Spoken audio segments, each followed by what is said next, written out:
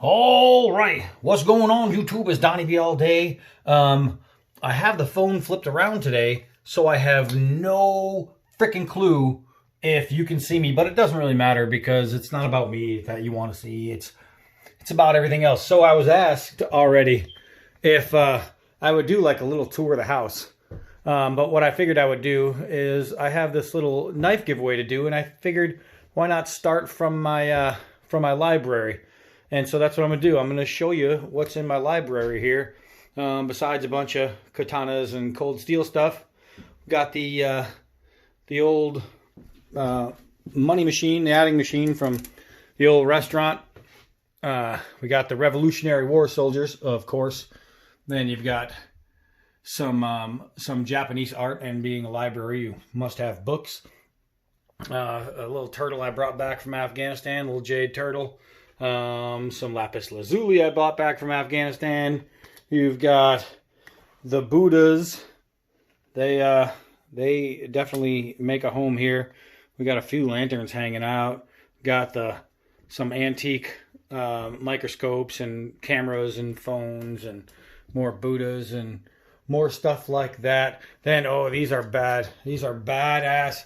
I found these rhino heads this place one time, and I was like, well, gotta get the rhino heads. That's a must. That's the window seat. It actually opens up. I'm trying to do this real quick. Right here is the Buddha in the fireplace, and then you got some arrows back there and some more weaponry, and I got some weaponry in there, and I've got my helmet up here and my knight right here, and my cannon, which this is actually functioning. I can put a little bit of a cap and ball in there with some powder and a wick. Boom. My tri-corner hat. Now, my house was built in 1771, so this is a map of the United States when my house was built, 1771. And you can see some of the shapes of the states are quite different than they are now. But that's what it looked like. And there was no country over here yet as far as the settlers, because this was Louisiana Purchase. This is the Appalachian Mountains. There was nothing settled back there. There was no states yet. So when this house was built, all that was here was the 13 colonies. Let's see. I got my Japanese eggs, and this table actually is kind of cool. I'm trying to get that for you. Hold on. There we go. It lights up so you can see the art inside the table, which is pretty sweet. Pretty sweet. Let me turn that off. We got the old clock and mirror. Those are both Navy. I'm not Navy, I'm Army. My grandfather was Air Force. My uncle was Air Force. My two grandfathers were both Army. I don't know how I ended up with some good Navy stuff, but I got it. My globe, my little tree, the curtains, and check this out. You see how high up we are? I don't know if you can tell how high up we are, but this is the first floor. That's high up on the first floor. So we got some chairs here. These chairs are cool because they're like all designed on the backs, which is a little weird. I got my jade tables and my other Buddhas and my books and a bunch of other skulls and antiques and that, and this big fat piece of lapis here. Ooh, that was nice. That was a good bring home. Some trophies, and of course, my President Trump mug with all the presidents on it. That's pretty cool.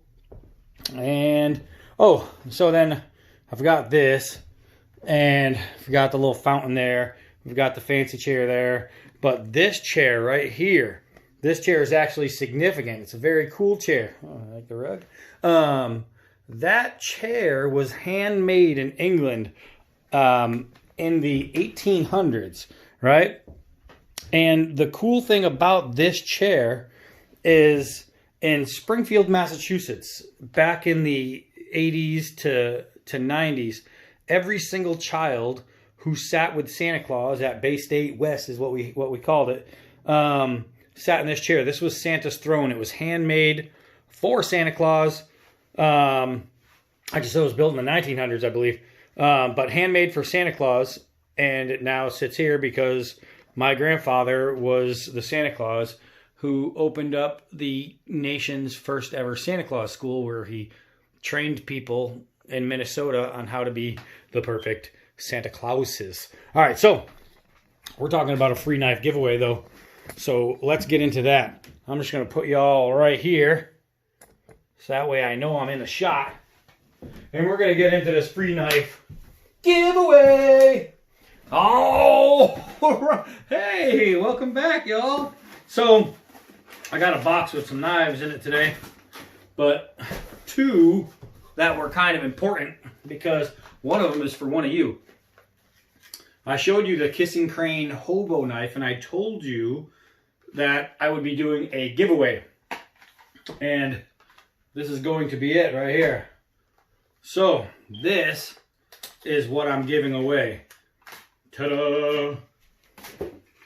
Let's see. Oh, let's see.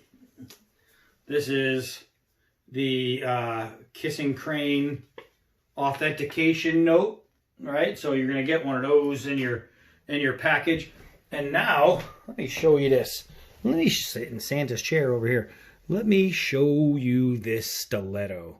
Oh, bone handle, blurry. Look at that, all brass bolsters. Look at how beautiful this fit and finish is, right? And it says, I'm behind you guys, it says stiletto right there on the blade. You could see the crest right there. Hopefully, it's kind of difficult doing it from this way.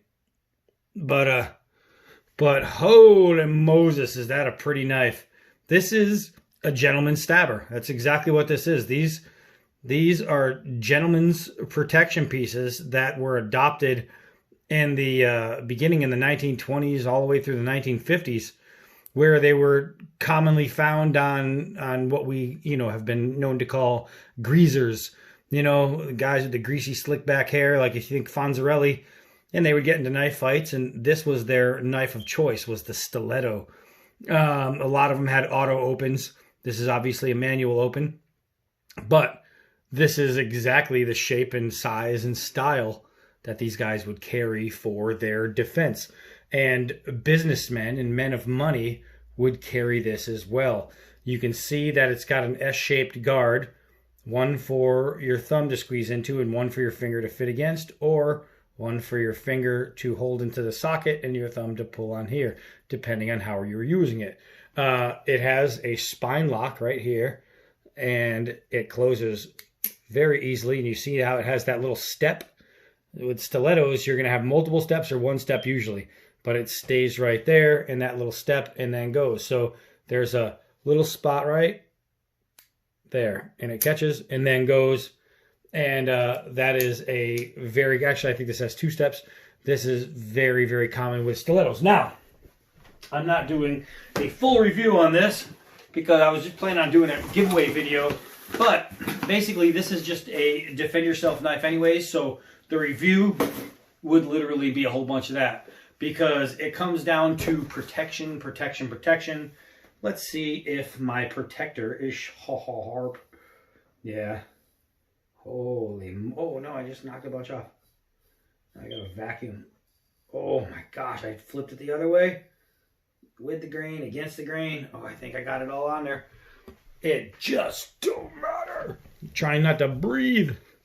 But, no, yeah, of course it's blurry. So, let me see if I can't. Oh, yeah, you can see right there. All the hair is piling up in the beginning. But, absolutely shave sharp. That's what you're getting. And it's just got that beautiful stiletto shape. And it's literally made, for self-protection. Your enemy is upon you and trying to deuce you up and take your money. That little action right there sends a pretty nice message. Bam, bam, bam, bam, bam. Oh yeah. Remember to take it with you when you go. It's just a sweet piece. A sweet piece. It's like the design is just beautiful, you know, like Italian-American history right here. Americana Italiano. I have to say that it's really, really nice. The spine is lined all the way through.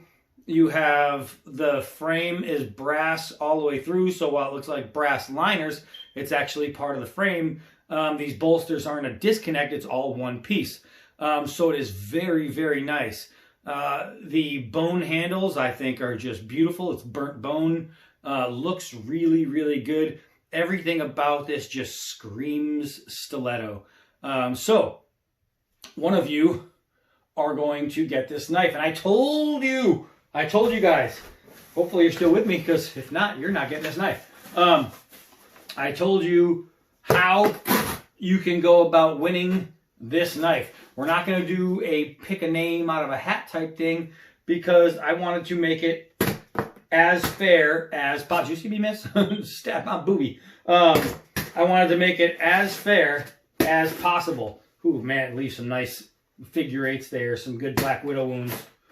That's an open channel. All right, so if you want this knife, here's what you have to do.